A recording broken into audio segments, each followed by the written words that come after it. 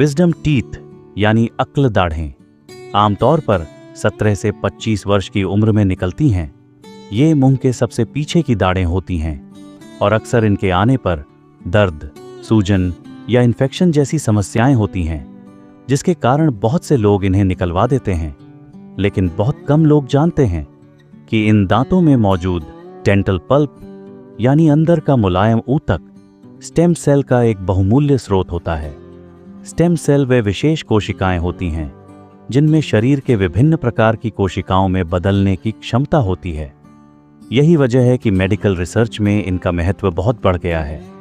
Wisdom teeth से प्राप्त stem cell का उपयोग भविष्य में कई गंभीर बीमारियों जैसे हड्डी, तंत्रिका, हृदय या यहां तक कि लिवर की क्षतिग्रस्त कोशिकाओं की मरम्मत में किया जा सकता है।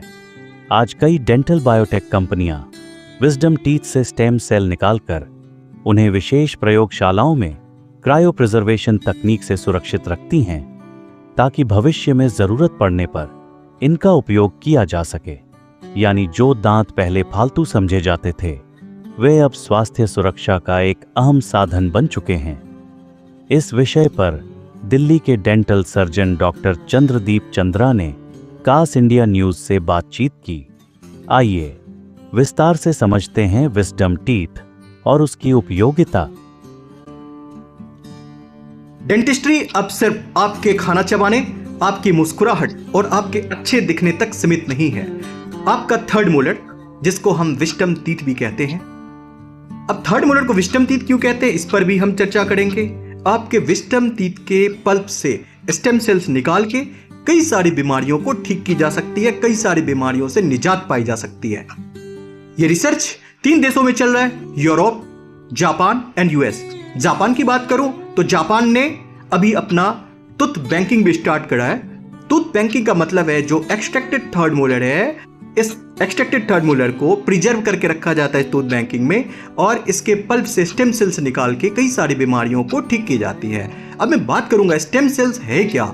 स्टेम सेल्स आपके बॉडी की वो स्पेशल सेल है जिसको डिफरेंट काइंड ऑफ सेल्स में कन्वर्ट किया जा सकता है, डिफरेंट काइंड ऑफ सेल्स में तब्दील किया जा सकता है। जैसे आपका बोन सेल्स, आपका ब्लड सेल्स, आपका nerve cells, different kind of cells में इसको हम कन्वर्ट कर सकते हैं। और इसमें वो पोटेंशियल होती है कि किसी भी डैमेज सेल्स को ये रिपेयर कर सकता है, रिप्लेस कर सकता है, रीग्रोथ करवा सकता है। तो ये आने वाले टाइम में रिजेनरेटिव मेडिसिन की दुनिया में एक नई उम्मीद होगी। लोगों के जान बचाने में इनका एक अहम योगदान होगा थर्ड मोलर का, जिसको आज तक हम यूजलेस समझते थे। यूजुअली थर्ड मोलर हमारा 17 ईयर्स से इरप्शन स्टार्ट होता है। 17 to 18 ईयर्स में ये इरप्शन स्टार्ट होता है। मोस्ट ऑफ द लोगों में ये 25 ईयर्स तक कंप्लीट हो जाता है।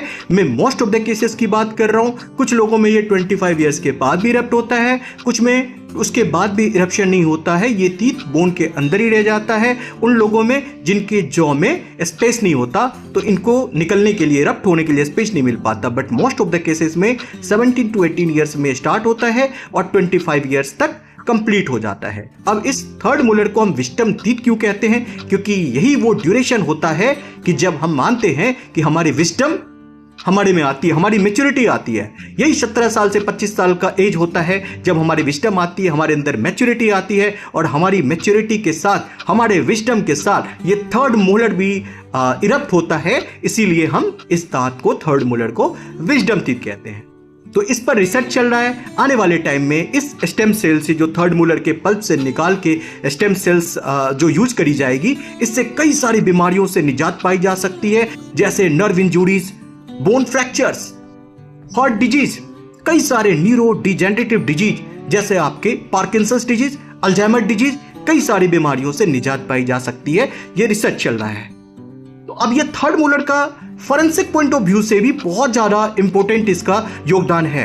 अब मैं बात करूं मुंबई आतंकी हमले के जो आरोपी थे मोहम्मद अजमल कशाब की, पाकिस्तानी आतंकवादी की, तो उसका एक ये थर्ड मोलर, उसका जो बायोलॉजिकल एज डिटर्मिनेशन है, उसमें इस थर्ड मोलर का अहम योगदान था। जो कसाब, अजमल कशाब पाकिस्तानी आतंकवादी थे, वो अपने आप को 17 ईयर्स का बता रहा था और उसके चारों थर्ड मोलर इरप्ट हो गए थे। जब इनकी स्टडी करी गई, डेंटल स्टडी करके पाया गया कि कसाब जो है 21 ईयर्स ओल्ड है और 18 ईयर्स के बाद हम भारतीय कानून के अनुसार हम अपनी सारी गुनाहों के लिए रिस्पॉन्सिबल होते हैं, हम अपनी सारी गलतियों के लिए रिस्पॉन्सिबल होते हैं। तो ये थर्ड मोलर का फॉरेंसिक में भी बहुत बड़ा योगदान है। आने वाले टाइम में जो रिसर्च चल रहा है, थर्ड मोलर के पल्प से जो स्टेम सेल्स निकाल के कई सारी बीमारियों को ठीक की जाएगी, ये रीजनरेटिव जो मेडिसिन है इसको एक नई दिशा देगी, एक नई उम्मीद जगाएगी। तो थर्ड मोलर जिसको हम आज तक यूजलेस मानते थे और डेंटल रीजन की वजह से इसको हम एक्सट्रैक्ट करके डिस्कार्ड कर देते थे, अब ये आने वाले टाइम की उम्मीद है, लोगों की जान बचाने की उम्मीद है। और ये प्रोसेस जो है बहुत ही इजीली एक्सेसिबल है, इथिकल है, नॉन इन्वेसिव है। सो बहुत ज्यादा इसकी डिमांड भी रहेगी आने वाले टाइम में।